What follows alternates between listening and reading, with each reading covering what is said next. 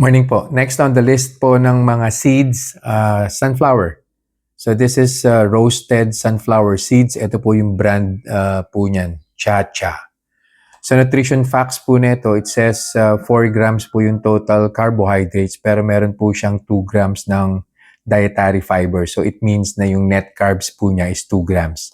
So sobrang minimal din po yung ina-expect ko na blood sugar increase po nito. Pagagalawin po niya pero konti lang.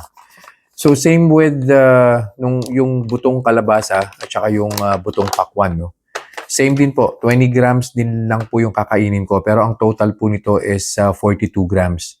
20 grams po itong seeds tapos 22 grams po itong balat. So mas magaan po yung balat nito kumpara po dun sa pakwan at saka dun po sa kalabasa. Kumuha na po ako ng baseline blood sugar, 97 po currently.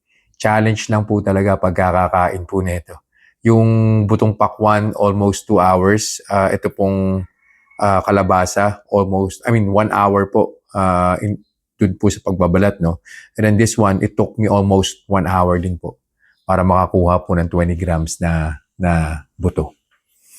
So, kainin ko na po siya. Pabalik po ako after an hour and 30 minutes and we'll see kung hanggang saan po niya pagagalawin yung blood sugar ko.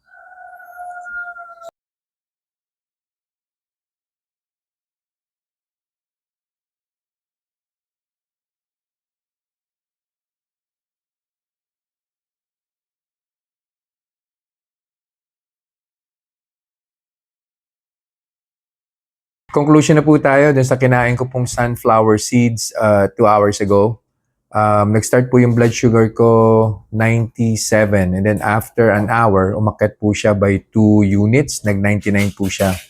And then on the second hour, nag-101 pa po siya. So that's plus another 2 units additional po dun po sa 99.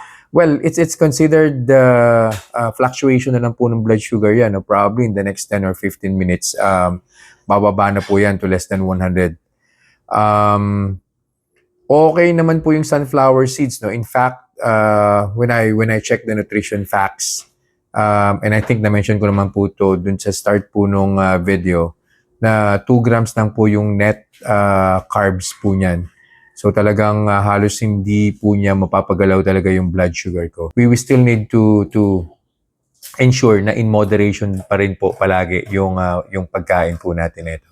And I don't think na makakarami po kayo ng pagkain ito kasi napakahirap po niya talagang balatan. So yun lang po for this review. I'll see you guys in the next vlog. Bye-bye.